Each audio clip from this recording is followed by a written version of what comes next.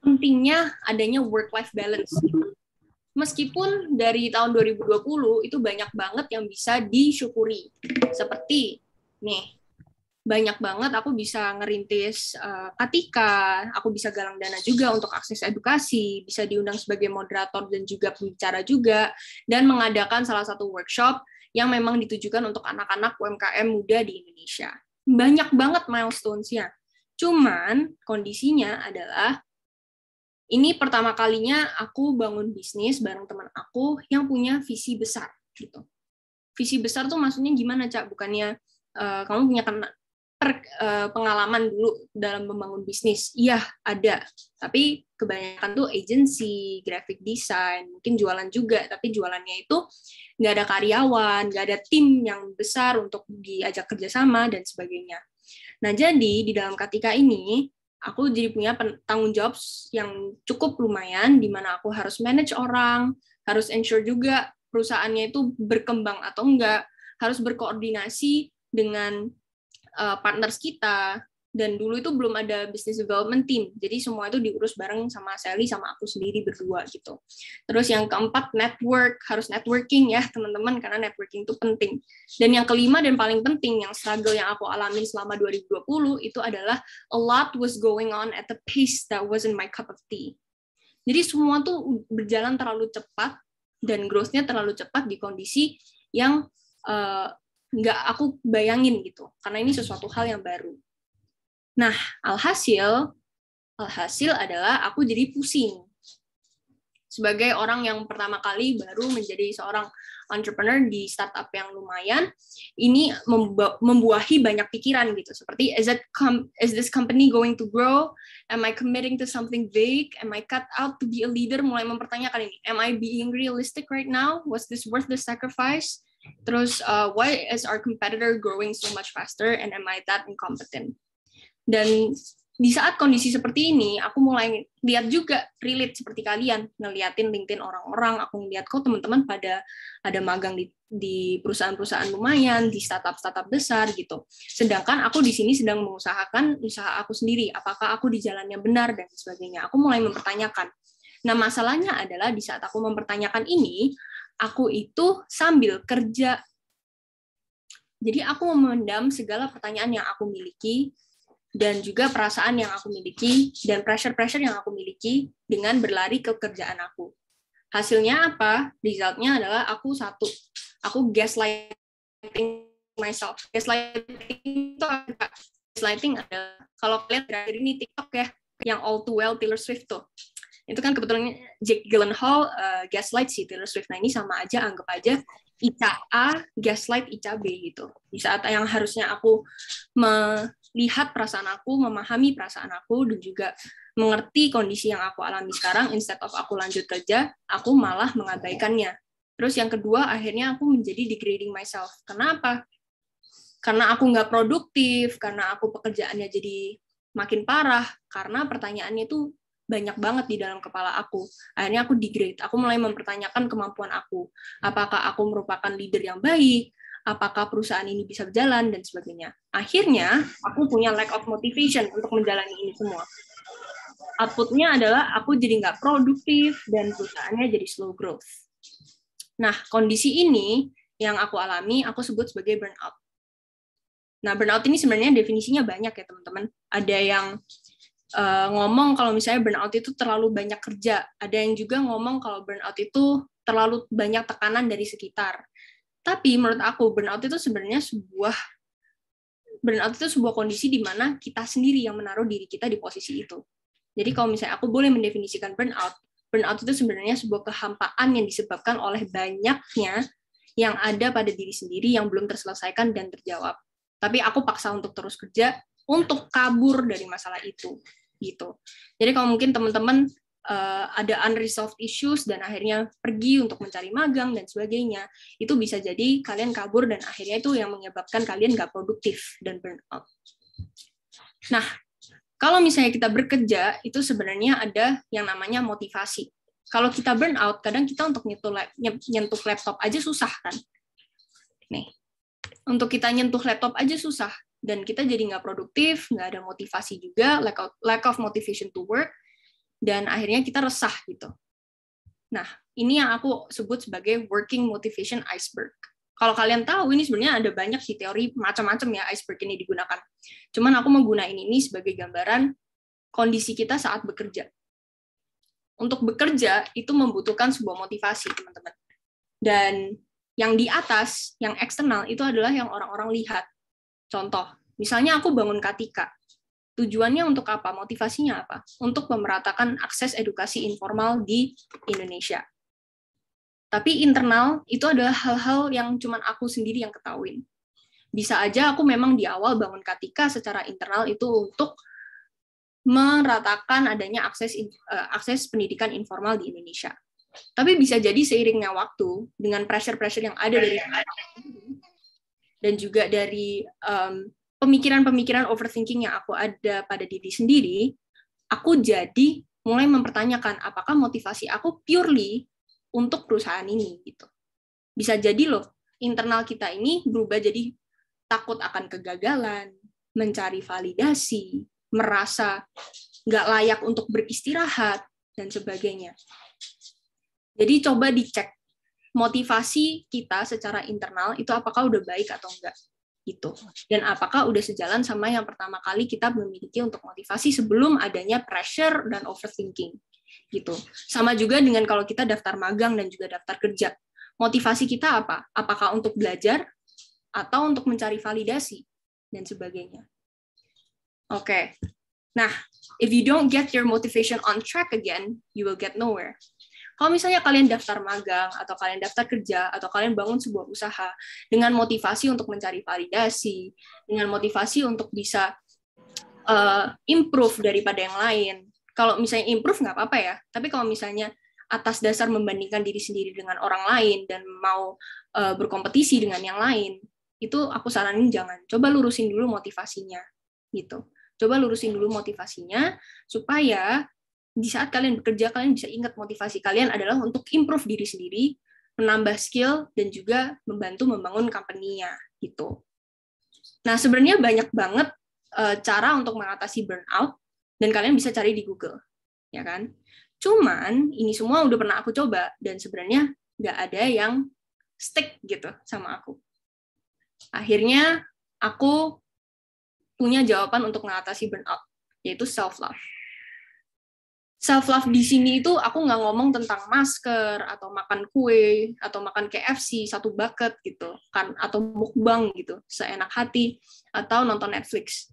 Self-love di sini aku ngomong tentang allowing yourself to stop, feel, and comprehend.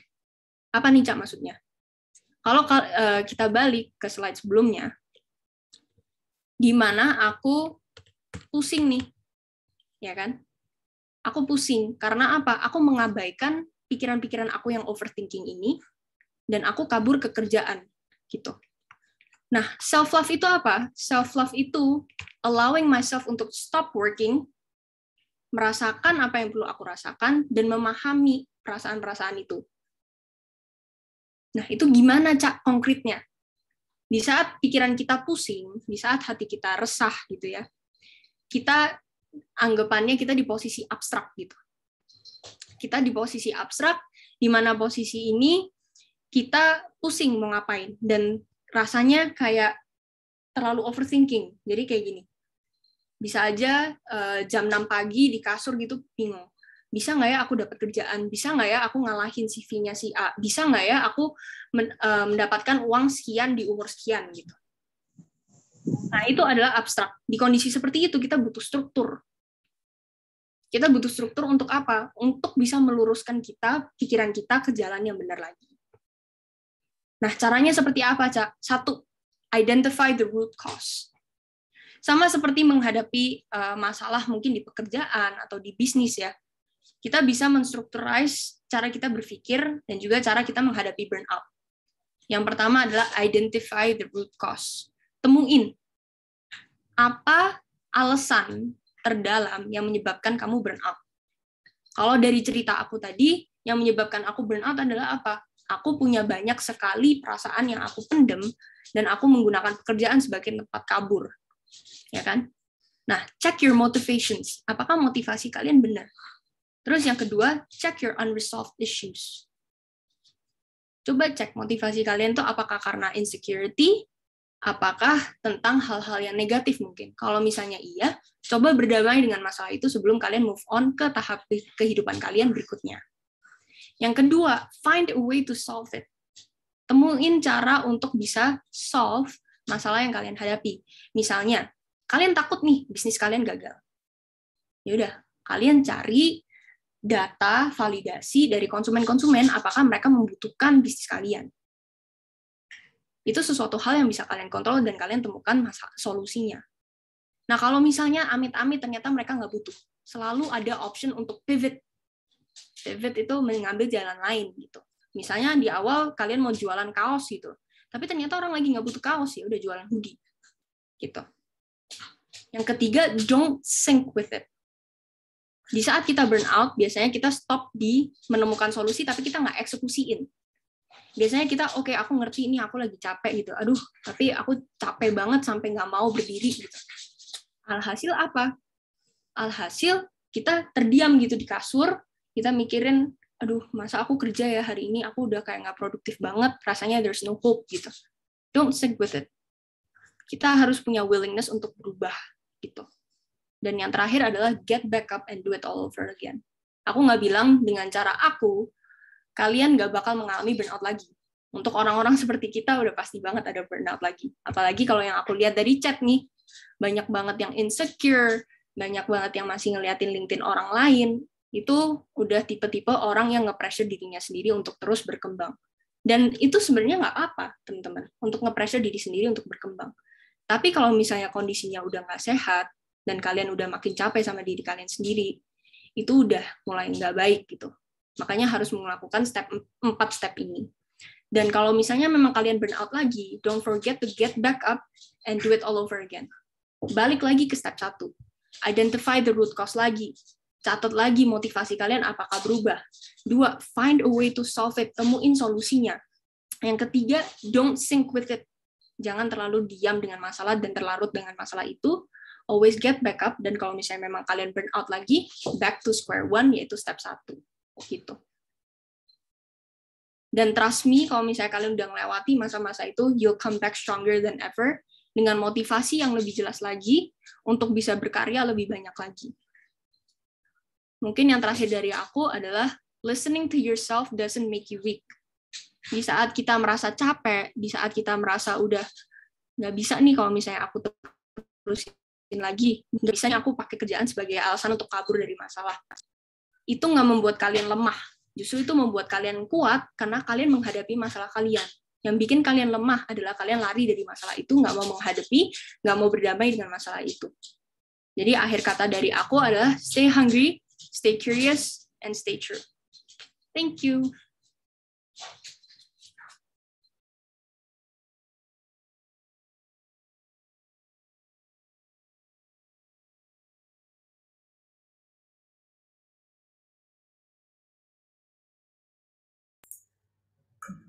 Oke, thank you banget Kak Gracia untuk pemaparan materinya. Jadi kita semua tahu banget nih how to mengatasi burnout, insecure yang kita ngalamin. Tadi aku udah sempat baca nih komen-komen dari sobat kerja. Ternyata di sini masih banyak banget sobat kerja yang ngerasa insecure nih Kak. Apalagi bener banget aku pribadi pun ngerasa nih kayak kalau aku ngeliat LinkedIn orang tuh malah ngeliatnya kayak bukan dijadikan motivasi, malah terkadang ngerasa kok dia bisa ya kayak gitu, kenapa ya aku malah belum jadi apa-apa, kenapa ya semua orang bisa dan aku enggak. Coba sobat kerja siapa nih yang ngerasa sama kayak aku, ngebuka sosial media tuh bukannya malah terpacu, malah kita seringkali ngerasa insecure gitu. Nah, karena pemaparan materi dari Kak Gracia sendiri sudah selesai, sekarang berarti aku buka untuk sesi tanya jawab untuk sobat kerja. Nah, jadi buat sobat kerja yang mau nanya, yang mau curhat juga boleh ya, Kak? Boleh banget. Ini topiknya nggak bisa aku bikin materi panjang, teman-teman. Karena ini sebenarnya balik lagi ke kasus kalian masing-masing. Jadi kalau misalnya kalian punya kasus atau apa, kita boleh bicarakan di sini. Oke. Jadi buat sobat-sobat kerja nih yang mau curhat tentang insecurities-nya, tentang ketakutannya di seputar dunia kerja, boleh banget langsung komen di kolom chat biar aku juga bisa bacain. Dan juga kalau ada yang mau bertanya, boleh banget nih langsung bertanya. Bentar ya Kak.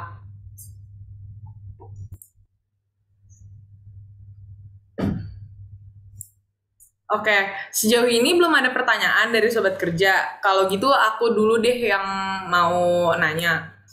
Kalau misalkan dari Kak Gracia sendiri, gimana sih caranya Kak Gracia tuh untuk tetap stay on track gitu loh, supaya tetap termotivasi untuk melakukan pekerjaan-pekerjaannya. Maksudnya di umur muda, hitungannya kan Kak Gracia sekarang udah memiliki tanggung jawab yang cukup besar kan Kak dalam eh, ngurusin kerjaan. Dan sekarang Kak Gracia masih kuliah atau gimana Kak?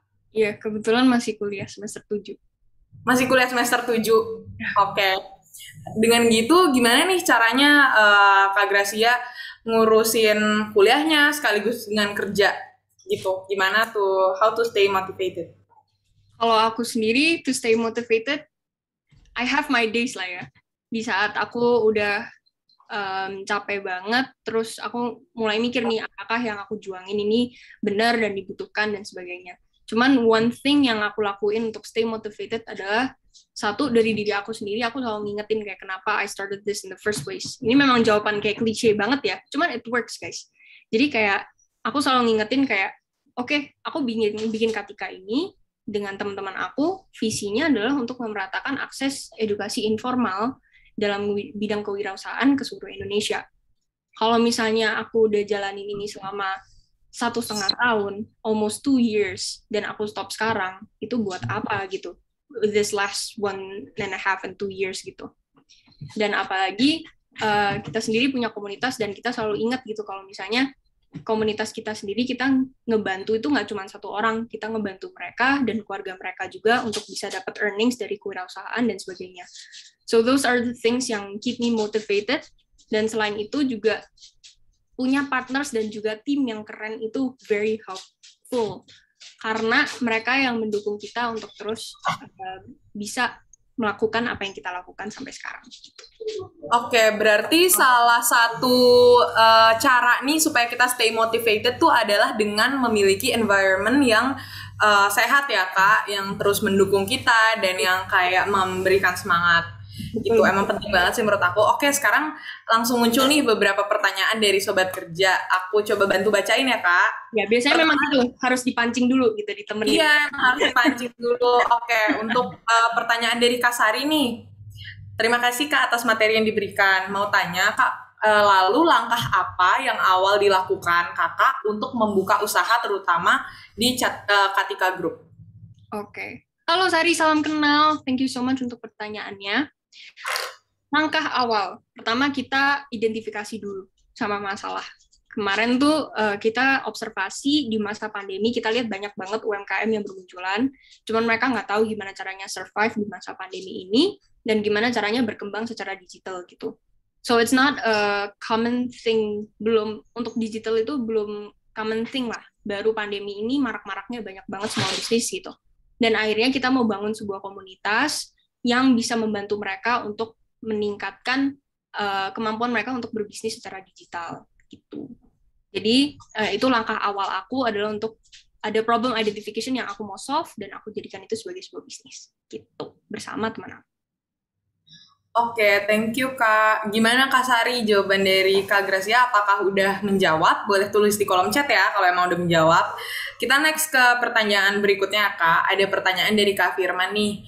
Kak, mau nanya kalau dari kakak pribadi, kakak sebagai CEO dan founder dari Katika Group tadi, kira-kira kalau ada keseharian kakak dalam mengatur jadwal dan mengatur tes-tes, bagaimana Kak? Mungkin berarti pertanyaannya lebih ke time management ya Kak? Oke. Halo Kak Firman, salam kenal gitu. Kalau dari aku sendiri untuk time management, kalau aku boleh jujur-jujuran, sebenarnya aku nggak ada metode khusus untuk time management, dan aku awal-awal 2020 itu aku masih kacau banget time managementnya, apalagi ngimbangin kuliah dengan tugas-tugasnya, dengan kerjaan aku juga gitu. Tapi makin ke sini, aku makin usahain diri aku pakai time blocking. Kalau kalian tahu metode time blocking itu, kita pakai Google Calendar gitu. Terus kita bikin satu blok di mana itu aktivitas kita. Misalnya kita mau belajar selama 3 jam, berarti selama 3 jam itu kita time block di dalam kalender kita untuk belajar gitu. Ntar berikutnya kita meeting, ya udah setengah jam kita time block gitu. Dengan seperti itu kita tahu, oke, berarti dari 4 sampai 4 sampai 6 aku disiplin mau belajar gitu. Ntar habis dari sana aku bekerja gitu. Jadi time blocking itu sebuah metode yang cukup works for me gitu ya, for now gitu. Itu time blocking sama menentukan prioritas sih. Untuk aku sekarang my priority selain aku bekerja, aku tetap prioritas aku adalah untuk edukasi, yaitu kuliah gitu. Jadi penting banget untuk aku tetap ngedahuluin dulu kepentingan kuliah, kerja kelompok, tugas dan sebagainya, baru aku ngurusin perintilan kayak Katika gitu. Oke, berarti dari Kak Gracia sendiri, meskipun dengan kesibukan yang pastinya banyak banget nih Kak ngurusin kuliah dan juga kerjaan, Kak Gracia tuh masih ngeset prioritas ya Kak dari kesibukan-kesibukan itu. Tuh, karena kalau nggak set prioritas, kita bakal bingung untuk nentuin gitu, oke, yang hari ini aku mau prioritasin apa. Kalau misalnya kalau aku prinsipnya adalah aku mau prioritasin edukasi dulu, karena memang orang tua aku udah sekolahin aku, ya aku menghargai dan juga memang aku butuh dasar knowledge-nya itu. Dan untuk pekerjaan itu self-fulfillment aku sendiri, dan memang aku memang ada sesuatu hal yang mau aku solve. Jadi memang tetap harus ada hierarkinya supaya kita kalau misalnya nentuin time management itu nggak susah gitu. Oke, thank you Kak Gracia untuk jawabannya. Selanjutnya ada pertanyaan nih dari Kak Syakira. Nah, sebelumnya, tadi supaya kita lebih interaktif nih dan lebih dua arah, aku minta tolong buat Kak Syakira menanyakan pertanyaannya langsung ke Kak Gracia. Hai Kak Syakira, kira-kira memungkinkan gak nih Kak Syakiranya untuk unmute? Halo Kak Syakira. Oh, ternyata maaf Kak, aku lagi nggak bisa untuk open mic. Gak apa-apa ya, aku bacain aja kalau gitu. Oke, gak apa-apa. Kak Syakira tadi nanya, sebelumnya dia thank you nih ke Kak Gracia untuk materinya. Nah, Kak Syakira nanya, mau tanya awal-awal membangun sebuah company, ada nggak sih stigma-stigma negatif yang datang ke kakak?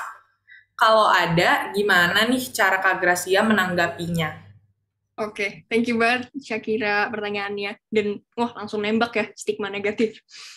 Sebenarnya I was lucky enough untuk dapat orang-orang yang memang suportif ya lingkungan aku untuk aku bisa solve problem yang Katika pingin solve ini. Cuman kalau misalnya doubts di mana orang-orang mulai mempertanyakan apakah yang aku kerjakan itu bisa jalan atau enggak dan sebagainya, itu udah pasti ada. Gimana cara aku nanggepinnya? Simple, aku nggak dengerin gitu. Jadi aku benar-benar tutup kuping gitu. Jadi kalau misalnya mungkin ini agak kasar ya, cuman aku dalam hati itu prinsip aku cuman gini, ya hidup-hidup gue lu nggak biayain gue gitu. Jadi kalau misalnya kayak gitu ya udah, I do my own life, I do my own thing. Kalau misalnya kamu punya stigma negatif, kalau memang bisa membangun aku untuk kritik hidup aku dan aku bisa menjadi lebih baik lagi, ya udah I'll take that. Tapi kalau misalnya enggak dan cuma menjatuhkan aku, ya udah aku tutup kuping. Aku anggap nggak ada gitu. Oke. Untuk menanggapi pertanyaan dan jawaban dari Kak Gracia tadi nih, aku mau nanya nih, ini pertanyaan dari aku. Kan terkadang emang banyak kan Kak masukan-masukan dari orang yang emang mungkin cara penyampaiannya dia tuh kadang membuat hati kurang enak atau gimana gitu kan. Tapi sebenarnya inti dari apa yang dia omongin itu membangun untuk kita. Nah, Kak Gracia pernah nggak sih dapetin semacam kayak gitu? Mungkin masukan dari orang, tapi Kak Gracia merasanya kurang suka gitu loh. Karena aku yakin kita semua pasti pernah dapetin kayak gitu. Jadi ada orang ngomong, maksudnya mungkin dia mau memotivasi nih, tapi malah kok kesannya kayak bikin sakit hati ya. Tapi padahal tuh baik gitu loh maksudnya. Pernah nggak Kak? Pernah banget. Jadi sebenarnya Katika itu kan belum bergerak secara teknologi banget ya.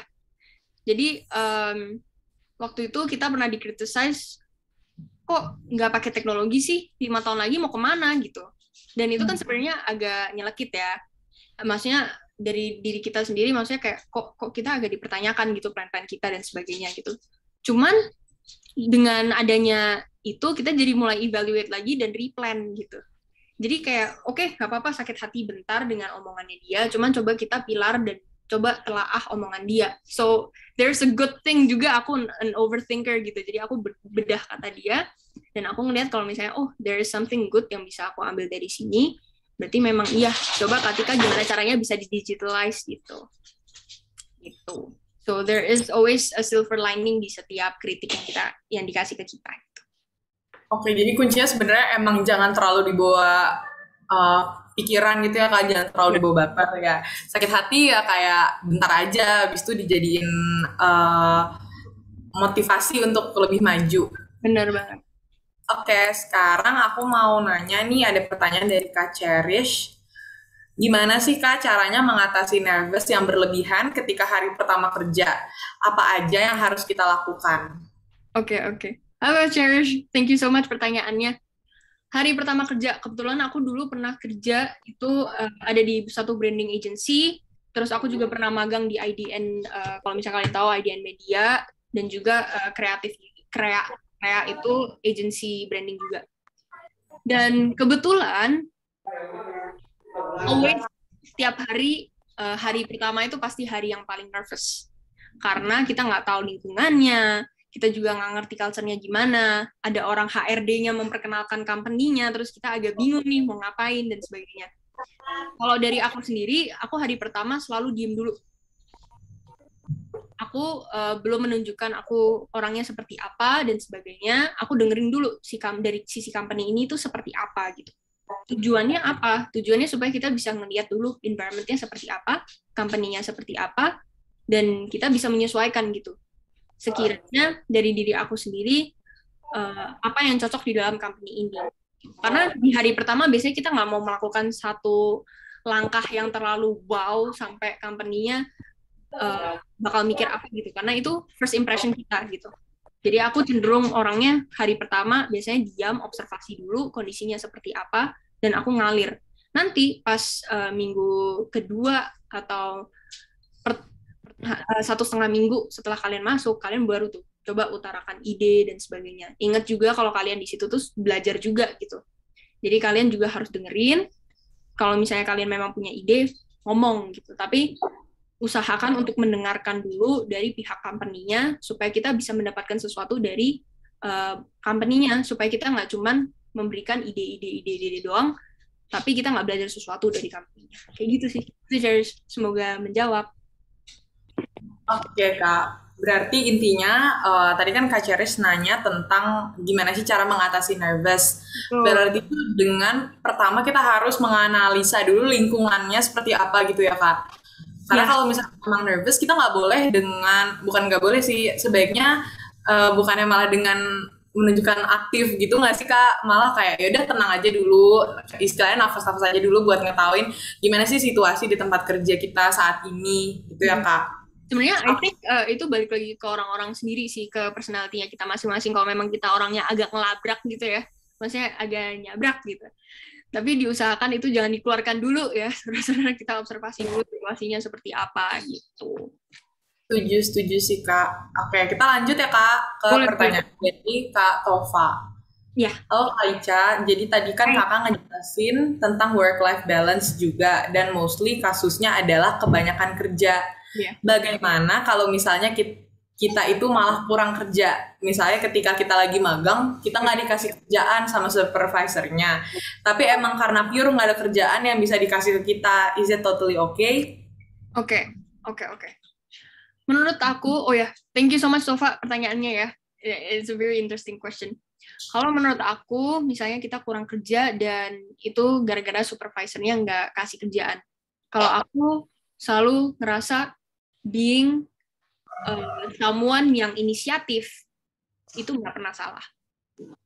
Jadi kalau misalnya kalian nggak dikasih kerjaan nih, coba tanya sama supervisornya, Kak, ada nggak kerjaan yang mungkin aku bisa bantu gitu? Kak, mungkin ada nggak yang bisa aku coba bantu administrasiin atau bantu datain, atau mungkin kakak lagi rapat, aku boleh bantu catetin Kak, kayak gitu, supaya mempermudah kakak kayak gitu. Jadi itu salah satu hal yang bisa kalian lakukan, karena inisiatif itu dianggap baik banget gitu. Inisiatif bukan soto ya, tapi inisiatif menawarkan aksi gitu untuk membantu si supervisornya ini. Nah, nanti si supervisornya, begitu tahu kalian orangnya inisiatif, mereka akan tumbuh kepercayaan. Biasanya supervisor itu nggak kasih kerjaan tuh mungkin karena mereka belum percaya fully sama potensi kalian. Nah, prove to them kalau misalnya kalian memang punya sebuah potensi yang bisa kontribusi ke perusahaan itu. So, start with being initiative. Start with offering, gitu. Jadi, untuk aku tipsnya adalah nggak apa-apa kalau misalnya memang kalian nggak dikasih kerjaan, cuman selalu lakukan inisiatif untuk meminta pekerjaan. Okay. Oke, Kak Gracia, aku setuju banget sih Kak dengan hal kita harus inisiatif. Ini aku mau cerita dikit ya Kak. Ini nyambung sama Company Expo. Kan kita ada rangkaian acara Company Expo juga nih yang kita selenggarain di virtual job fair ini. Jadi ada pertanyaan nih yang mirip dengan pertanyaan Kak Tova. Tapi bedanya dia nanya gimana kalau misalkan disuruh masuk ke Zoom nih, tapi di waktu yang udah waktunya itu nggak dikabar-kabarin lagi sama supervisornya. Maksudnya ini kan hal yang sama-sama kayak supervisornya nggak ngarahin gitu kan untuk gimana lebih lanjut. Nah, HR kemarin tuh HR dari Zenius dia bilang karena itu bisa jadi supervisor atau HR itu dia tuh pengen tahu gitu loh seberapa sih ya kan seberapa sih lo niat gitu. Jadi dia mau melihat apakah kalian sebagai intern atau anak baru nih bakal nanyain lagi, bakal nge-follow up ke kami atau berinisiatif untuk nanya atau enggak. Jadi sobat kerja juga harus jangan diem aja gitu. Tipsnya jangan harus inisiatif, bener kata Kak Gracia tadi untuk nanyain lagi. Jujur aku suka iseng juga sih kadang. Aku coba lontarin satu ide gitu misalnya ke rapat gitu. Terus aku mau cek anak-anak intern apakah ada yang inisiatif untuk memberikan ide atau memulai diskusi atau enggak gitu. Karena orang-orang yang inisiatif dan berani ngomong itu biasanya dihargai banget sama perusahaan gitu. Karena mereka terlihat seperti bukan terlihat ya, memang punya hati untuk oke, coba aku kembali usaha ini. Ini dari Cie, mantan teh. Itu malah merupakan sebuah tes ya Kak, bener ya? Itu bisa sebuah tes, tapi bisa juga mungkin karena supervisornya nggak kepikiran aja ada kalian gitu. Itu bisa terjadi juga. Oke, thank you Kak. Kita lanjut ya, ada pertanyaan lagi dari Kak Jerinimus Jimaris. Pertanyaan adalah, gimana sih cara kakak membuat tim kerja yang solid? Oh, oke.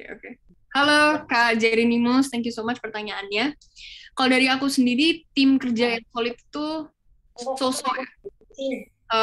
Aku kemarin baca juga dari Harvard Business Review, there's no such thing greater than a team gitu.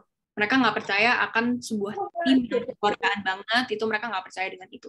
Tapi kalau misalnya aku bangun tim ini yang solid adalah atas dasar visi yang sama. Sebelum aku ngobrol sama mereka, aku selalu lihat dulu apakah mereka punya visi yang sama dengan Katika gitu. Kalau Katika kan memang punya interest yang besar dengan UMKM ya, dan di mana kita memang punya hati untuk membantu UMKM, dan apakah tim kita memiliki hati yang sama. Untuk sebuah tim bisa solid adalah mereka harus punya visi yang sama yang ada dalam diri mereka, dan mereka bisa kontribusi itu ke dalam perusahaan. Jadi salah satu hal yang aku lakuin adalah aku nanya tentang visi mereka, apakah mereka sejalan dengan Katika atau enggak. Dan itu kelihatan guys, apakah kalian ngomong sevisi cuman untuk dapetin kerjaannya, sama ngomong sevisi karena kalian mereka memang sevisi, itu beda dan kelihatan gitu. Jadi usahain kalau memang kalian daftar untuk sebuah company dan magang, pastiin visi kalian tuh sama-sama tempat perusahaan itu. Jadi apa? Di saat kalian interview atau di saat kalian ngobrol, meeting dan sebagainya, itu bakal lebih gampang untuk connect dengan mereka karena kalian memang visinya sama gitu. Jadi untuk membangun tim yang kerja yang solid, usahakan visinya itu sama. Dan kalau misalnya kalian memang daftar kerja juga, usahakan visi kalian sama dengan perusahaan itu supaya kalian bisa gitu. Oke, jadi yang paling penting adalah harus satu visi misi ya Kak. Karena susah juga sih kalau membangun sesuatu tapi yang satu maunya apa, yang satu maunya apa. Jadi emang benar-benar harus satu pemikiran, tujuan dan visi misi. Oke, kita lanjut ke pertanyaan berikutnya dari Kak Nadia Octavia. Halo Kak Ica, gimana sih Kak caranya agar kita keluar dari zona yang stay di situ-situ aja? Jadi biar kayak ada niat untuk berkembang, tapi takut untuk melakukannya. Oke. Thank you so much Nadia pertanyaannya dan juga sharingnya ya. Jadi kalau misalnya untuk keluar dari zona nyaman itu memang susah ya. Karena gini, kenapa kita nggak keluar dari zona nyaman? Simply karena kita familiar dan kita nyaman dengan zona itu gitu. Benar-benar cuman gara-gara itu doang. Tapi kalau misalnya kita mau berkembang, kita kan nggak bisa stay di dalam kotak yang kecil itu sama lagi gitu kan. Kadang memang kita harus keluar and take courage. Beraniin aja 20 detik coba bikin, misalnya kamu mau bikin konten nih, tapi nggak berani tampil di depan kamera. Beraniin diri coba 20 detik aja gitu untuk bikin satu konten gitu. Itu salah satu cara supaya kamu bisa overcome keinginan kamu untuk nggak keluar dari zona nyaman gitu. Untuk apa? Dengan cara latihan setiap harinya, misalnya 20 detik, setiap 20 detik post story, setiap 20 detik post story setiap harinya gitu. Itu bakal ngelatih kamu untuk kayak, oke, aku mulai keluar dari zona nyaman. Lama-lama aku bakal comfortable di kulit aku sendiri, meskipun ini aku versi baru gitu. Dan sometimes change is good gitu loh. Karena di saat kita berubah, di saat kita bisa keluar dari zona nyaman dan juga melihat opportunity yang kita layak untuk dapatkan, kita bakal bisa experience itu fully. Aku di tahun 2018 sama aku tahun sekarang beda banget, udah pasti beda banget dari cara aku ngomong, cara aku berpakaian, cara aku berpikir, cara aku punya perspektif dan sebagainya itu berbeda, dan that is okay. So don't be afraid of change, dan zona nyaman itu cuman anggap aja sebagai penjara gitu. Keluarlah dari penjara itu dan experience all the things yang you deserve to experience. Kayak gitu sih kalau dari aku. Oke Kak, thank you Kak untuk jawabannya. Gimana nih Kak, udah menjawab belum Kak Nadia? Boleh tulis di kolom chat ya Kak. Kita lanjut ya Kak untuk ke pertanyaan berikutnya. Ini dari Kak Lesia Rahman. Hai Kak, thank you untuk materinya. Aku mau tanya gimana cara kita meredam perasaan terlalu takut untuk senioritas di tempat kerja, terutama buat fresh graduate yang baru masuk dunia kerja. Oke. Halo Lesia Rahman, thank you so much for the question. Kalau untuk senioritas, sebenarnya tergantung culture perusahaannya lagi sih. Ada beberapa perusahaan yang mungkin memang memandang tinggi dengan adanya jabatan dan juga orang yang udah lama ada di sana, dan kita sebagai fresh graduate harus tunduk dan nggak boleh ngomong. Kalau misalnya kita nggak ngomong, kalau misalnya kita ngomong dan mengutarakan pendapat, nanti mereka bete gitu misalnya. Ada beberapa perusahaan yang gitu, tapi ada beberapa perusahaan juga yang mendukung yang namanya kolaborasi. Menurut aku, caranya supaya nggak takut adalah kita pede dengan potensi kita gitu. Kita pede dengan potensi kita apa? Kita masuk ke perusahaan itu bukan cuman karena keberuntungan gitu. Di dalam diri kita itu ada something to offer gitu. Kita ada sesuatu yang mau kita berikan kepada perusahaannya, dan kita nggak usah takut dengan adanya namanya senioritas. Kenapa harus takut selama kita sopan, kita ngomongnya mengutarakan dengan kata-kata yang baik dan mendukung dan suportif dan positif, apa yang ditakutin gitu. Selama itu semua udah jelas sopan, udah jelas tertata, udah jelas positif, menurut aku nggak ada yang perlu kalian takutin. Kecuali kalian ngatain supervisor, ya itu kan udah jelas nggak boleh gitu. Nah, selama kalian mengutarakan pendapatnya kalian secara positif dan juga opini yang kalian keluarkan itu memang bisa membangun perusahaan yang lebih maju, nggak usah takut sama yang namanya senioritas. Senior kalian pun bakal appreciate itu gitu. Dan pokoknya intinya kalian harus sopan dalam mengutarakannya, positif kalimat-kalimatnya, dan nggak usah takut. Kalau misalnya kalian takut, malah kaliannya nyesel nanti. Kalian nggak menggunakan opportunity untuk bisa mengutarakan pendapat kalian dan menunjukkan potensi kalian. Gitu. Betul banget sih Kak Gracia, karena menurut aku sendiri ya Kak, yang namanya senioritas di tempat kerja itu pasti ada sebenarnya, tapi senioritas itu kan nggak selalu kita interpretasikan ke dalam sesuatu yang buruk ya Kak, karena yang namanya kita juga misalkan anak intern atau anak baru, pasti kan bakal ada senior-senior yang marahin kita nih ya kan untuk kerjanya gimana, dan mungkin emang konteksnya kita disuruh, tapi kan itu juga emang jangan anggap itu sebagai sesuatu yang kayak aduh kok gitu ya di senioritas ini, tapi anggap itu sebagai kayak itulah pembelajarannya, itulah dunia kerja supaya kita dapat gambaran dunia kerja seperti apa gitu ya Kak. Tapi jangan lupa juga untuk bedain kalian bedanya diinjek sama dikasih pelajaran gitu ya.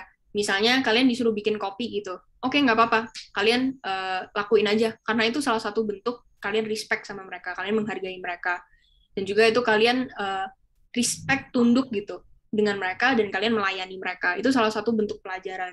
Cuman kalau misalnya memang udah mulai nggak jelas dan sebagainya, if it's a safe place, kalian bisa kok ngomong langsung sama mereka. Kalau di Katika, misalnya kita prinsipnya leadership-nya kurang gitu misalnya. Antara misalnya aku dan anak aku, misalnya anak aku namanya Budi ya. Sorry kalau misalnya ada yang namanya Budi di sini. Tapi misalnya anak intern aku namanya Budi.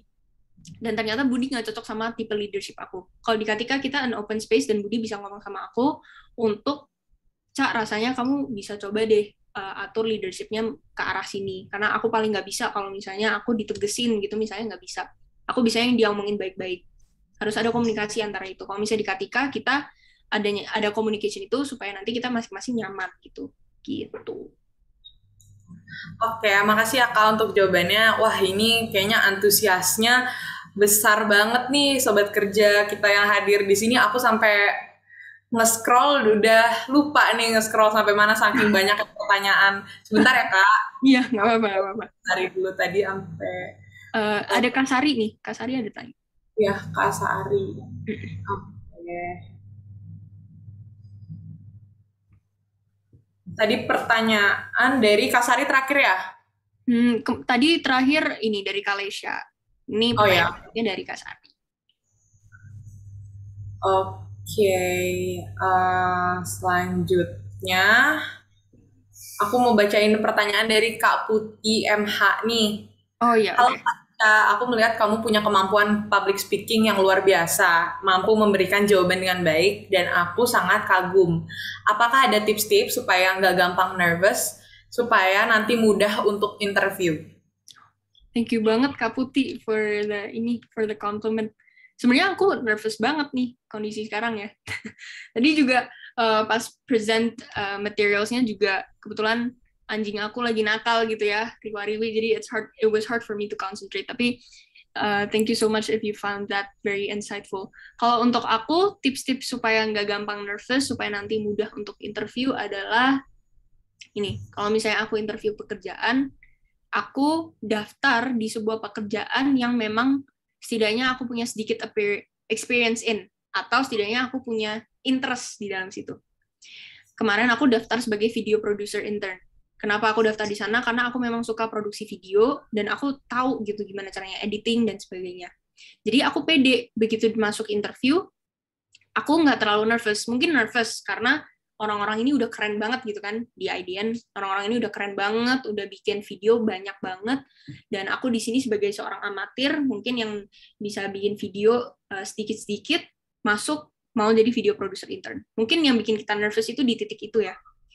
Cuman untuk aku, supaya aku nggak nervous adalah aku menganggap ini sebagai obrolan gitu, sebagai conversation. Jadi bukan mereka menguji aku, cuman aku menganggap mereka trying to get to know me. Kalau di saat kondisi mereka trying to get to know me, aku bakal kayak, oh oke, aku bakal ngomong aja tentang apa yang aku tahu. Kalau misalnya aku nggak tahu, aku bakal jawab aku kurang tahu gitu. Aku nggak bakal berusaha untuk ngeles terus cari jawaban atau apa gitu, enggak. Karena apa? Di saat kita stay true to ourselves dan kita udah mempersiapkan sebelum kita masuk ke interview, kita nggak bakal nggak bakal kayak, aduh ini jawabannya apa ya dan sebagainya gitu. Kita bakal content dengan diri kita sendiri dan kemampuan diri kita sendiri gitu. Kita jawab aja apa yang kita bisa jawab. Kalau kita nggak bisa jawab, maaf Kak, saya kurang tahu gitu. Mungkin saya bisa belajar lagi di IDN gitu. Jadi always kasih selipin opportunity untuk belajar, karena mereka HRD pasti lihat kayak, oh nih orang mau belajar gitu, dia jujur gitu kalau misalnya dia belum tahu dan dia belum tahu dan belum mengerti betul tentang ini, nggak apa-apa, tapi at least dia punya basicnya, berarti dia punya something to offer to the company as well has something to offer to them gitu. Jadi pede-pede aja gitu. Jangan apa ya, kalau aku interview tuh biasanya aku nggak mau melawan maut, alias aku jawab apa yang aku tahu aja gitu. Kalau yang aku nggak tahu, ya aku bilang aku bisa belajar di tempat itu. Gitu. Oke, thank you banget Kak untuk jawabannya. Ada pertanyaan nih dari Kak Syakira. Oh iya. Syakira nanya, untuk Katika sendiri ada open recruitment nggak untuk akhir tahun ini? Hehe. Oh, hehe. Ada hehenya. Oke. Thank you Kak Syafira pertanyaannya. Sebenarnya kita ada open recruitment. Kemarin kita baru open recruitment buat content writer intern dan juga graphic design intern. Kalau sekarang kita lebih open buat business development intern sama community development intern gitu. Jadi untuk business development intern bakal bantuin kita untuk cari partners lebih untuk bisa bantuin UMKM. Kalau komunitas community development intern itu kalian bakal berinteraksi langsung dengan komunitas kita gitu yang ada di Telegram gitu. Jadi kalian bisa ngobrol-ngobrol langsung sama UMKM-nya, ngelihat interaksi mereka, ngelihat masalah-masalah mereka, dan kita bantu solve di situ kayak gitu. Jadi itu 2 open slot ya. Oke, tuh sobat kerja, bukan cuma buat kakak yang tadi bertanya ya, buat kita semua yang hadir di sini jadi dapat informasi tentang kalau Katika tuh ternyata open recruitment ya Kak untuk posisi-posisi tersebut Bener gitu. banget. Dan bisa diakses di Job to Go. Tuh bisa diakses di Job to Go sobat kerja. Jadi kalau misalkan mau apply boleh langsung nih sekalian promosi dikit nih Kak. Selipin dong. Ya, boleh langsung download aplikasinya Job to Go atau bisa langsung datang ke websitenya Job to Go. Nah, kita lanjut ya ke Kak Sari. Kak Sari nih aktif sekali ya bertanya ya. Tadi ada pertanyaan lagi. Oh ya Kak, cara Kakak untuk memperkenalkan Katika Group ke masyarakat atau UMKM bagaimana ya? Terima kasih Kak. Interesting banget nih pertanyaannya. Kak Sari mau jadi pekerja di kantoran atau mau jadi entrepreneur? Kalau boleh tahu. Mungkin Kak Sari bisa boleh unmute juga Kak kalau misalkan mau menjawab. Ngobrol yuk. Unmute. Ayo sobat kerja. Yang mau bertanya tuh boleh banget loh sebenarnya unmute, tapi mungkin masih pada malu-malu kali ya. Oh, Kak Sari jawab nih Kak di kolom chat. Saya ingin juga Kak jadi entrepreneur. Mantap. Oke. Nah, saya suka semangat-semangat seperti ini juga. Nah, untuk memperkenalkan Katika Group ke masyarakat atau UMKM itu sebuah proses yang cukup lumayan panjang ya. Kebetulan kalau dari kita sendiri paling efektif itu untuk bikin event collaboration. Jadi kita kalau dari Katika sendiri kita biasanya sebulan itu at least ada 4 event. Dan 4 event ini pasti seputar yang bisa equip UMKM ini. Mungkin dari segi operasional, dari finance, dari marketing, dan sebagainya. Dengan cara itu, kita juga bekerja sama juga dengan media partner dan juga community partner gitu. Biasanya kita kerjasama sama instansi yang memang berhubungan langsung dengan para UMKM supaya kita marketnya pas gitu. Jadi di saat event, mereka ngelihat, oh ini Katika, oh ini culture-nya. Oke, dari sana kita langsung masukin link, yuk join komunitas kami gitu supaya bisa belajar lebih langsung tentang kewirausahaan dan juga UMKM gitu. Dari sana itu caranya kita memperkenalkan diri kita, baik itu ke UMKM dan ke masyarakat. Kalau masyarakat kita biasa dibantu oleh ads, terus kita brand collaboration juga dengan misalnya Erika Ricardo, Eva Alicia gitu. Jadi masanya mereka juga bakal jadi masanya kita gitu. So collaboration is key kalau misalnya kalian mau raise awareness gitu. Oke, kita lanjut ya Kak ke pertanyaan berikutnya dari Kak Firman nih. Kamu nanya, kalau boleh tahu teteh yang jadi support kakak yang pertama tadi itu ceritanya waktu ketemu pertama kali, bagaimana? Kelihatan ya? Itu kayak, itu sebenarnya buat bercandaan kecil gitu di sebelah kanan gitu. Kanan bawah. Ya, jadi jadi namanya Teteh Sally ya. Ini si Sally ini kebetulan teman aku di kuliah gitu. Dia a supportive partner itu kebetulan kita udah pernah kerja selama kuliah itu di panitia. Jadi kita ada organisasi bareng, kita udah tahu juga modelannya dia bekerja kayak gimana, dan juga kita udah pernah punya pilot project yaitu thrift shop gitu. Jadi waktu itu kita pernah thrift shop bareng, kita usaha itu bareng, dan kita udah tahu kalau misalnya kita kalau usaha bareng itu cocok gitu. Dan kebetulan waktu masa pandemi itu, kan kita berdua di BSD ya, dan kita anak rantau gitu. Kebetulan lebih dekat untuk pulang ke rumah aku daripada harus pulang ke Sidoarjo. Jadi akhirnya Sally nginep di tempat aku, dan kita observasi, ngelihat masalah UMKM itu, akhirnya terbangunlah Katika dari kamar aku di Bandung gitu. Sally lagi ada di sini nggak sih? Harusnya dia lagi nonton. Oke, berarti kakak ini aslinya orang Bandung ya, Kak? Sebenarnya, nah ini funny story. Sebenarnya aku lahir di Surabaya, baru pindah ke Bandung itu kuliah. Tapi aku kuliah di BSD, gitu. Oh, oke. Oh ini Kak Sally komen, hello. Ternyata nonton. Oh, berarti emang suportif banget nih ya Iya, pertemuannya. hadir. Gitu. Oke. Masuk lagi nih pertanyaan dari Kak Firman. Terakhir Kak, Oke, meskipun oke. karir Kakak luar biasa, pasti adalah penyesalan sampai sejauh ini. Nah, kira-kira penyesalan yang sekarang ini dirasain setelah menjadi CEO dan founder tuh apa? Menarik ya pertanyaannya. Aku jarang nemuin yang kayak gini. Dan biasanya kalau kita nonton wawancara-wawancara CEO, founder, dan sebagainya kan mereka merasa it's an easy journey gitu lah ya. Mereka nunjukin kalau itu it's an easy journey, padahal enggak juga gitu. Penyesalan aku, kadang aku terlalu mengidentifikasi diri aku sebagai Katika, bukan sebagai Gracia. Jadi who am I? I am my work. Itu penyesalan aku. Karena apa? Se-align-nya visi aku dengan Katika, aku sendiri masih seorang manusia sendiri gitu. Kalau misalnya amit-amit usaha kita tahu-tahu nggak jalan gitu misalnya, aku harus bisa bangkit dari sana dan tahu potensi aku sebagai seorang Gracia, bukan sebagai seorang yang menjadi founder Katika atau co-founder Katika gitu. Jadi penyesalan aku adalah aku terlalu mengidentifikasi diri aku sebagai Katika.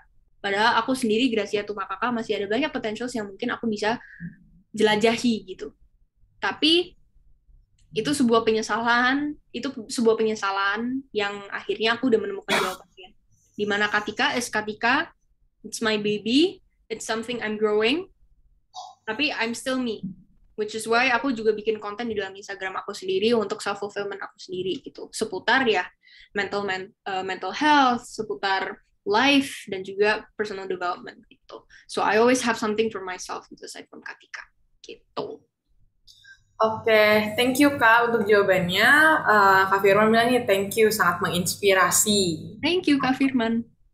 Selanjutnya nih Kak, ada pertanyaan dari Kak Safitri. Kak mau nanya, gimana cara Kakak kalau ada tim Kakak yang lagi low motivation? Low motivation. Mungkin maksudnya ya. Low motivation ya. Gaul banget nih. Low mood. Namanya gaul gitu Kak Safitri. Oke, thank you so much Kak Safitri. Kalau misalnya ada tim kita yang low motivation, biasanya kalau dari Katika, kita weekly meeting itu ada games. Jadi kita nggak jenuh banget kerja gitu, tapi kita juga slip in something yang fun untuk bonding gitu, supaya kita get to know each other juga. Mungkin not as a family ya, tapi as a couple of friends gitu. Jadi dengan caranya ini, kalau misalnya memang mereka lagi jenuh kerja, kita tanya dulu ke mereka, kenapa lagi jenuh kerja? Dari sana kita coba bantu untuk cari solusinya bareng-bareng. Kalau misalnya kita udah bisa temukan, kita komitmen, oke, coba kita menjalankan solusi ini. Kalau misalnya mereka masih low motivation atau alias low mod, ya, itu kita tagih gitu. Oke, coba. Sebenarnya kan udah kita janjian nih untuk melakukan solusi itu. Kenapa kok bisa nggak berjalan gitu? Kita evaluate lagi. Tapi kalau misalnya mereka masih low motivation terus, kita mulai mempertanyakan apakah mereka masih sevisi sama kita atau enggak. Kalau misalnya mereka udah mulai nggak sevisi, kita kasih mereka choice juga gitu untuk apakah kamu mau coba explore divisi lain atau apakah kamu masih mau keep trying untuk be better di dalam divisi ini. So low motivation yang kita lakukan adalah kita coba ngertiin dulu dari sisi mereka seperti apa, tapi tetap ada dari company policy untuk tetap tegesin di mana mereka harus better themselves juga gitu. Oke. Terima kasih Kak. Selanjutnya kita ke next question ya Kak. Dari Kak Asnawi Yasin. Kak Asnawi mau tanya gimana caranya mengatasi anggota tim yang lupa dari kerjaannya atau kabur dan nggak mau tanggung jawab. Wah, thank you so much Kak Asnawi pertanyaannya. Siapa tuh anggotanya? Di sini, kasih namanya, saya datengin. Nggak, bercanda. Kalau dari sini sendiri, caranya mengatasi anggota tim yang lupa dari kerjaannya atau kabur dan nggak mau tanggung jawab adalah satu, kalau misalnya mereka lupa, ingetin dengan cara pakai Google Calendar. Jadi dia udah nggak punya alasan ngeles lagi untuk mereka meninggalkan pekerjaan gitu. Kalau mereka kabur, nggak ada tanggung jawab, ya udah cut off aja gitu. Mungkin kalau misalnya alasan mereka nggak tanggung jawab karena mereka males atau apa, nggak apa-apa cut off. Cuman kalau misalnya mereka ada masalah sendiri, masalah pribadi dan sebagainya, kita coba ngertiin gitu. Kita coba backup dengan ada apa yang ada, tapi mereka mungkin nggak terima gaji atau mungkin ada dapat potongan gaji seperti itu. Dan itu caranya untuk mengatasi anggota tim yang seperti itu, untuk kabur dan nggak mau tanggung jawab ya. Dan selalu ingetin lagi kalau misalnya kontrak kerja itu penting. Jadi dalam kontrak kerja itu kan ada kewajiban masing-masing dan mereka udah tanda tangan. Nah itu sodorin aja ke mereka. Kamu udah tanda tangan, kamu udah komitmen, harusnya kamu nggak kabur seperti ini. Gitu. Kalau mereka memang kabur ya udah cut off aja. Gitu. Oke, mau nanya deh Kak, kalau dari ini berhubungan dengan pertanyaan yang sebelumnya ya, kalau dari Kak Tika sendiri, pernah nggak sih ada orang yang kayak gitu, yang kabur-kaburan gitu? Kalau kabur, biasanya anak intern ya. Biasanya anak intern kadang tuh daftar misalnya buat experience awal-awalnya seru gitu, mereka semangat gitu. Tapi kalau lama-lama kalau pekerjaannya gini-gini, jadi it's hard for them to commit gitu karena mungkin untuk mereka ini monoton dan sebagainya. Tapi that's work gitu loh. Itu pekerjaan. You're going to meet that every day. Jadi apa yang kita lakukan adalah kita sebagai company itu pun berusaha untuk create something new for them. Misalnya kita sodorin project baru, kita sodorin satu experience baru di mana mereka ada challenge baru supaya mereka bisa better themselves dan sebagainya. Jadi dari kita sendiri, company, kita punya inisiatif untuk give you experiences gitu. Nggak cuma sebatas tugas, tapi kita juga kasih give you experiences. Tapi kalau misalnya memang mereka masih tetap kacau gitu, kita sebenarnya di akhir ada peer review. Jadi at every end of our internship itu ada report, di mana supervisornya bakal nge-report ke aku, pekerjaan kalian seperti apa gitu, dari scoring gitu. Nah, nanti dari sana kalau misalnya skor kalian memenuhi, kalian bakal dapat letter of recommendation. Kalau nggak dapat letter of recommendation. Kayak gitu. Oke, thank you ya Kak untuk jawabannya. Kita lanjut ke pertanyaan berikutnya dari Kak Clara Sitinjak. Kak Clara nanya, alasan kuat Kakak untuk ngebangun startup Katika, bagaimana dulu awal mula kepikiran ide tersebut? Oke. Thank you so much, Kak Clara, pertanyaannya. Sebenarnya alasan kuat aku sama sekali untuk bangun ini adalah, kebetulan kita berdua orangnya tipe yang sosial. So, we're basically socialpreneurs gitu. Tapi dari kita sendiri, kita ngelihat sebuah problem, adanya gap edukasi terhadap edukasi informal kewirausahaan. Dan menurut kita, itu unfair di saat Indonesia pingin menaikkan angka kewirausahaannya menjadi 4 juta gitu. Tapi itu nggak ke solve karena adanya lack of education dan adanya gap ini. Jadi yang tetap membuat kita terus maju dengan adanya Katika ini adalah adanya gap itu. Kita mau solve gap itu dengan adanya Katika. Nah, awal mula kepikiran ide tersebut itu adalah yang tadi yang aku observasi bareng Sally, ternyata banyak banget nih UMKM yang ternyata butuh arahan gitu. Dan semakin dalam kita masuk ke dalam industri ini, semakin kita ketahuan nih, ternyata sebenarnya masalah yang mereka alamin ini tuh bukannya mereka itu takut melangkah atau apa, sebenarnya adanya gap education itu, jadi itu yang mau kita solve. Jadi gap education informal, yaitu kewirausahaan gitu. Oke Kak, thank you Kak. Selanjutnya ada pertanyaan dari Kak Syakira lagi nih. Kayak tadi Kak Syakira udah sempat nanya ya, sekarang nanya lagi. Kak, mau tahu nih apa sih yang dirasakan setelah membangun Katika dan sudah sampai saat ini? Apakah ada perubahan-perubahan dalam diri Kakak sendiri yang bisa memotivasi anak-anak muda zaman sekarang yang ingin memulai sebuah usaha? Oke, mantap. Rasanya Syakira juga mau jadi entrepreneur juga ya. Jadi, kalau dari sini, dalam membangun Katika itu apa yang aku rasain? Dulu waktu pertama kali aku bangun Katika, banyak banget hal yang bikin aku anxious, kayak aku cerita tadi. Jadi kepala aku berisik banget gitu. Dan makin kesini yang aku rasain adalah, as I look back, semua yang aku alamin tuh very worth it. Karena ternyata impact kita, yaitu Katika, bisa membantu lebih banyak lagi UMKM dan juga keluarga-keluarga mereka gitu. So, yang aku rasain adalah I'm very happy gitu. Jadi menurut aku currency-nya di sini adalah lebih ke currency of happiness gitu lah ya. Dan apa yang perubahan dalam diri aku? Satu, dulu itu aku di tahun lalu aku susah banget untuk ngomong enggak. Aku susah banget nolak dan aku nggak enakan orangnya. Sekarang aku lebih memprioritaskan diri aku, kebutuhan aku juga, dan apakah ini membuat aku nyaman. Nyaman as in bukan stay di zona nyaman ya, tapi lebih ke apakah aku diinjek di situasi ini atau enggak. Gitu, selama ini situasinya menguntungkan kedua belah pihak, oke, aku join in. Kalau enggak gitu. Dulu semua opportunity aku terima gitu. Dan itu yang membuat aku makin enggak kepegang apa-apa, dan akhirnya sekarang aku mulai memprioritaskan apa yang penting bagi aku dan apa yang memang berguna buat aku gitu. Dan kalau misalnya dulu aku suka ngeliat juga LinkedIn orang gitu dan ngerasa kayak aku kan ngerintis nih, tapi mereka udah magang di sini, magang di sini, magang di sini, magang di sini. Kalau misalnya line LinkedIn aku cuma sebiji nih, mereka udah ada 5 gitu misalnya. Am I doing the right thing? Dulu aku mempertanyakan itu. Cuman sekarang aku mendefinisikan sukses itu menurut definisi aku sendiri, bukan definisi orang lain. Jadi definisi sukses buat aku adalah di saat aku bahagia melakukan apapun yang aku lakukan dan aku create impact gitu. Jadi saat kita memulai bisnis, usahakan itu create impact dan juga solve a problem yang relate dengan kita. Supaya apa? Kita di saat kita jalanin, ada hati yang kita taruh di sana, dan juga ada selain pikiran yang kita taruh di sana, ada hati juga yang kita taruh di sana. Gitu. Jadi di saat kita jalaninnya itu bakal lebih enak dan lebih memuaskan gitu di akhir. Gitu. Okay. Thank you Kak Gracia. Selanjutnya masih ada pertanyaan lagi nih dari Kak Veronica. Kak Veronica mau nanya self love tadi. Kalau kita udah lakukan 4 poin tadi, tapi merasa kayak nggak yakin bisa untuk melangkah atau bangkit dari semua rasa dan overthinking kita, gimana caranya ya? Oke.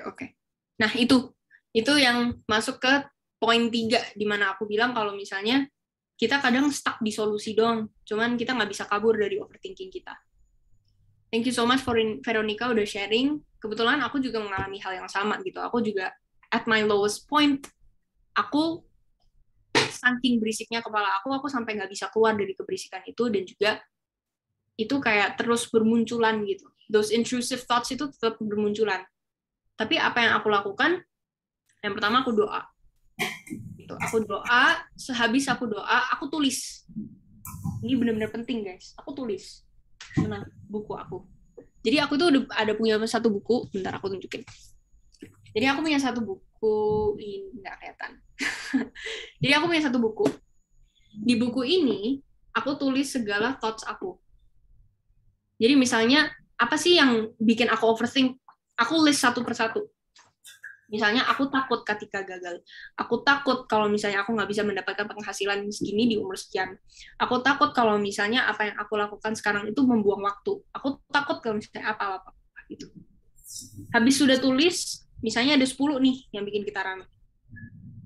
Coret. Yang nggak bisa kita kontrol sekarang. Yang biasanya yang berurusan dengan masa depan itu nggak bisa kita kontrol kan. Kayak apakah aku bisa mendapatkan gaji sekian gitu dan sebagainya. Itu kan kita nggak bisa kontrol. Coret. Apakah ketika memberikan solusi yang baik? Nah, itu kan bisa kita kontrol sekarang. Ya udah, berarti apa yang harus dilakukan? Bikin riset. Apa yang mereka butuhkan? Apa yang konsumen butuhkan? Kalau misalnya ada satu hal lagi yang nggak bisa kita kontrol, coret lagi. Gitu. Kenapa aku saranin untuk coret? Karena secara mentally, kalian juga nyoret itu di kepala kalian. Jadi kalian lebih tenang. Oh, ternyata yang aku pikirin ini nggak terlalu bisa aku kontrol sekarang. Ya udah, apa yang aku bisa kontrol sekarang itu yang aku jadikan jawaban dari segala overthinking aku. Kayak gitu. Jadi coba ngelakuin itu deh. Itu sangat terapeutik gitu. Oke, berarti itu salah satu tips terapi untuk mengatasi overthinking dari Kak Gracia ya. Oke, boleh dicoba nih Sobat Kerja kalau misalkan ada yang merasa overthink atau insecure juga bisa ya Kak. Buat nulis apa sih sebenarnya yang kita pikirin yang mengganggu pikiran kita, dan coret kalau emang hal itu bukan sesuatu yang bisa kita kontrol gitu. Emang aku setuju sih, emang kayak kita tuh harus berfokus sama hal-hal yang bisa kita kontrol gitu loh untuk menjadi lebih baik. Karena kalau misalkan kita terlalu musingin hal-hal yang nggak bisa kita kontrol juga nggak akan ada habisnya, malah nambah-nambahin pikiran Bener banget. gitu. Dulu aku pernah coba untuk, karena aku baca kan di Google. Jadi ini juga salah satu kesalahan aku juga sih. Dulu aku pernah self-diagnose diri aku dengan severe anxiety gitu. Meskipun aku di-raise oleh mama yang psikologi, psikolog, terus oma aku juga terapis gitu. Jadi sebenarnya untuk aku check up dan juga untuk aku cek kondisi mental aku itu nggak jauh-jauh amat, cuma tinggal turun ke lantai bawah gitu untuk tanya apakah aku lagi ada masalah atau enggak. Cuman di saat itu aku lagi nggak mau merepotkan, jadi aku Google gejala yang aku alamin, terus keluar nih severe anxiety and chronic depression gitu kan. Udah tuh, terus aku cari solusinya apa. Disuruh nyiram tanaman, disuruh keluar jogging, disuruh macam-macam dah. Itu udah aku cobain satu-satu. Tapi yang paling bekerja yaitu mencoret segala pikiran yang kita ada dan coba fokus ke yang bisa kita kontrol. Jadi itu proses. Berhubungan Oke, berhubungan sama yang barusan Kak Gracia jelasin nih, kayak makin kesini kan sering banget nih di Instagram, di TikTok, dan segala macam itu tuh ada yang kayak gejala-gejala bipolar, gejala-gejala anxiety gitu. Aku yakin banget sih pasti ada yang pernah masuk ke homepage ataupun FYP Sobat Kerja. Nah, ngomongin soal self diagnose nih, kan kita mungkin di umuran kita sekarang udah mulai memasuki kayak quarter life crisis gitu, jadi kita pusing tentang karir, tentang pendidikan. Tapi kuncinya kalau lagi stres jangan pernah self diagnose, enggak sih Kak, gitu. Kalau emang merasa membutuhkan itu lebih baik dikonsultasikan kepada Profesional. ahli. Betul, Gitu. benar. Jangan lakuin apa yang aku lakuin deh, gitu. Karena habis aku nyiram tanaman dan sebagainya, aku tetap aja balik ke oma aku yang seorang terapis gitu untuk aku cek aku butuhnya apa gitu. Oke, ini belum ada pertanyaan baru nih yang masuk. Aku masih mau ngingetin Sobat Kerja, kalau misalkan mau nanya, masih ada waktu loh Sobat Kerja untuk bertanya, tinggal tulis di kolom chat, nanti aku akan bantu bacakan. Nah, sambil menunggu belum ada pertanyaan yang masuk lagi, aku mau nanya nih, kayaknya sih dari tadi belum ada ya pertanyaan ini. Hambatan terbesar nih Kak dalam proses mendirikan Katika sampai akhirnya Katika terbentuk dan mungkin sampai sekarang, hambatannya tuh apa sih Kak? Baik dalam diri Kak Gracia sendiri maupun hambatan di Katikanya itu sendiri. Apa tuh Kak? Wah, interesting banget. Bisnis banget pertanyaannya. Hambatannya itu kalau dari diri aku sendiri konsistensi. Gitu. Untuk kita punya passion untuk bisa nge-solve sebuah problem itu memang gampang. Maksudnya kita punya api untuk care dengan problem itu gampang. Tapi untuk kita konsistensi, put down the effort untuk tetap ngelakuin solusi itu, apakah itu mudah? Enggak. Gitu. Makanya itu gunanya ada partner yang mendukung, ada tim yang memang bisa ngebantu juga, memberikan ide supaya kita nggak mikir sendiri. Itu pentingnya itu. Jadi kalau misalnya dari diri aku sendiri, konsistensi. Tapi kalau hambatan dari segi eksternal, mungkin kalau dari segi Katika, lebih ke segi financials gitu. Kebetulan karena kita ini semua self-funded dan juga kita muterin uangnya juga mungkin dari sponsor dan sebagainya, itu agak susah bergerak di sana. Tapi ini juga apa yang aku selalu ngomongin ke teman-teman yang ada di komunitas juga yang pengen mulai tapi belum punya modal ya. Selalu ada jalan gitu. Sekarang itu semua online tuh free. So utilize that. Katika sendiri kita mulai dengan zero budget, dengan nol, benar-benar rupiah nol. Kita cuma bikin Instagram account dan ternyata orang-orang pada suka. Akhirnya kita merambat juga ke Line App, Line Square. Habis itu kita merambat lagi ke Telegram. All free. The community hub all free. So if you actually have the willingness untuk cari solusi supaya mungkin nggak keluar capital dan sebagainya, itu sebenarnya bisa gitu. Jadi jangan jadikan itu sebagai limitasi kamu untuk bisa achieve hal-hal besar. Oke, terus Kak mau tahu lagi nih, kalau untuk impian Katika sendiri ke depannya tuh apa sih Kak? Apa lagi nih yang mau diraih? Cita-citanya lah. Kalau Katika sendiri, we have a long way to go ya sebenarnya. Cuman kalau dari kita sendiri, kita pingin banget menjangkau teman-teman kita, teman-teman Indonesia, teman-teman kita, anak-anak muda Indonesia yang mungkin ada di pelosok atau di pedalaman ya, karena mereka justru yang lebih membutuhkan ilmu-ilmu seperti ini. Karena di sana mereka mungkin belum ada akses internet dan infrastruktur mereka belum terdukung dan sebagainya. Kita mau coba bantu equip itu supaya mereka mendapatkan knowledge gitu. Dimana, oh ternyata kewirausahaan juga bisa kayak gini loh. Oh ternyata aku bisa dapat freedom dengan adanya ini loh gitu. Jadi karena kewirausahaan itu nggak cuman kayak oke, kita bangun bisnis, tapi di situ ada kreativitas juga di mana kita bisa berkarya dan sebagainya. Jadi kita mau coba spread awareness itu ke anak-anak yang underprivileged ini supaya mereka pun punya kesempatan yang sama seperti these kids yang mungkin privileged gitu. Oke, thank you Kak untuk jawaban-jawabannya. Nah, ini kayaknya udah nggak ada yang nanya lagi nih. Kira-kira Sobat Kerja masih ada yang mau nanya nggak sebelum saya tutup acara ini? Mungkin Sobat Kerja juga kalau misalnya mau curhat, boleh DM aku aja di Instagram, it's totally fine. Boleh dong, IG-nya Kak Gracia apa nih Kak? ID-nya? ID-nya, bentar. @gracia_tumakaka. Silahkan. Oke, @gracia_tumakaka. Untuk Sobat Kerja yang mau follow, boleh nih. Follow. Boleh ya Kak, di-follow? Boleh. Nebeng IG nih, aku di acara Tugo. Gitu. Coba kita masih menunggu ya, kira-kira masih ada yang mau nanya nggak nih? Oh ya, boleh tahu nggak sih Kak, kenapa sih Kak Gracia akhirnya maksudnya mutusin mau gitu menjadi pembicara di acara Job to Go? Kita sangat seneng banget loh Kak Gracia mau menyempatkan waktu nih sore-sore gini untuk sharing-sharing ilmu sama kita semua. Thank you so much for having me di sini. Kenapa aku mau? Karena sebenarnya topiknya itu beda dari apa yang aku biasanya omongin gitu. Biasanya kan aku ngomong ya udah struktur bisnis, terus gimana caranya membangun bisnis, practical practice dan sebagainya. Cuman ini sesuatu hal yang jarang banget kita bicarakan gitu. Mau itu di workplace maupun itu di dunia kewirausahaan itu kita jarang banget ngomongin secara in a webinar gitu.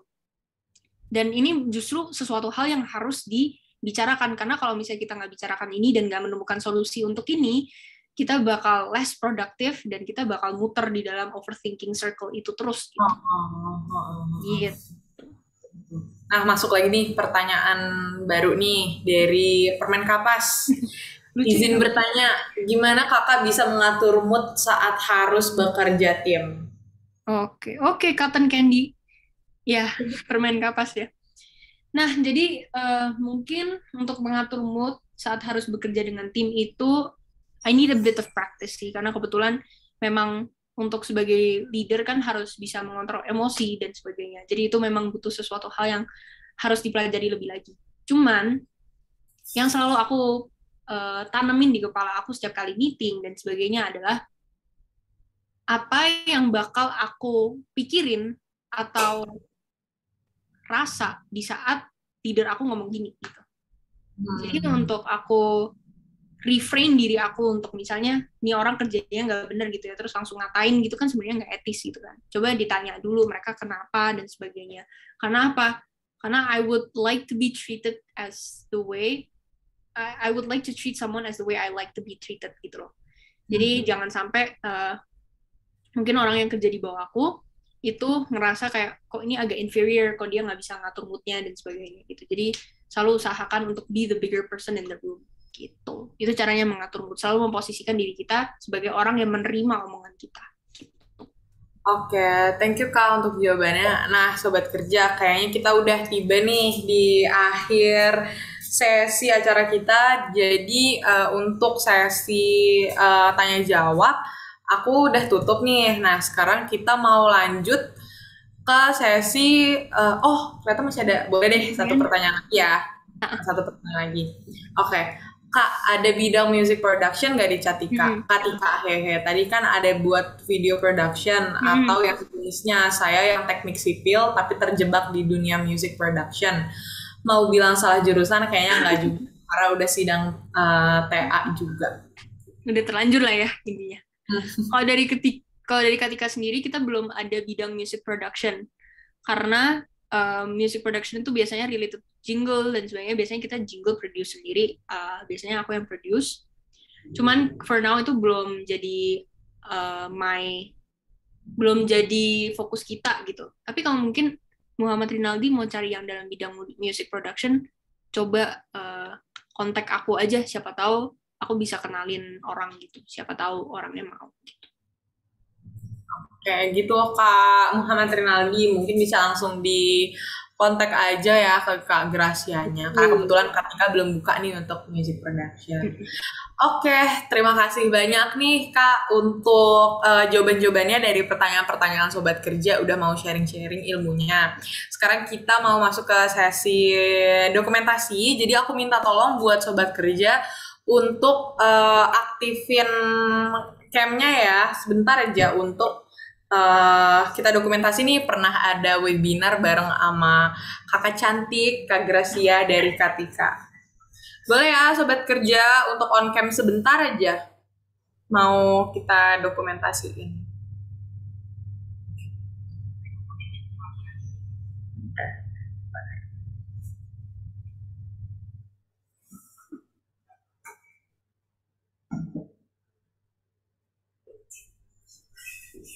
Ya, ini ada beberapa slide.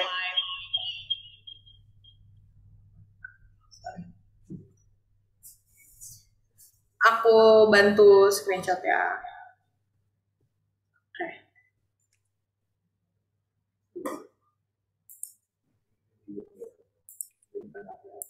Oke, kita mulai ya. 1, 2, 3. Slide berikutnya. 1, 2, 3. Untuk berikutnya lagi masih on cam. 1, 2, 3. Wah, Sobat Kerja di sini banyak banget nih yang on cam, tumben-tumbenan. Biasanya webinar yang lain tuh pada off cam semua Kak. Nggak apa-apa, biar bisa kenalan. Halo teman-teman.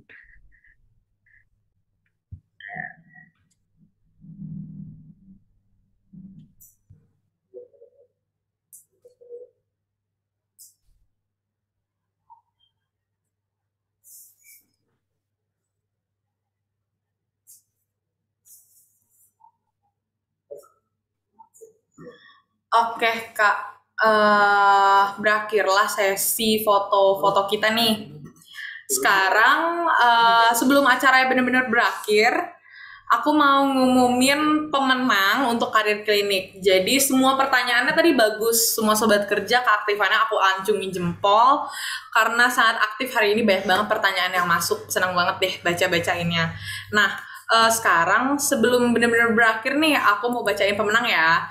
Jadi setelah tadi kita lihat, pemenang untuk webinar pada hari ini adalah Kak Syakira. Jadi untuk Kak Syakira boleh langsung DM ke Instagram Job2Go ID, jangan lupa di follow dulu ya. DM ke Instagram Job2Go ID, lalu DM bukti screenshot mengikuti rangkaian acara pada hari ini.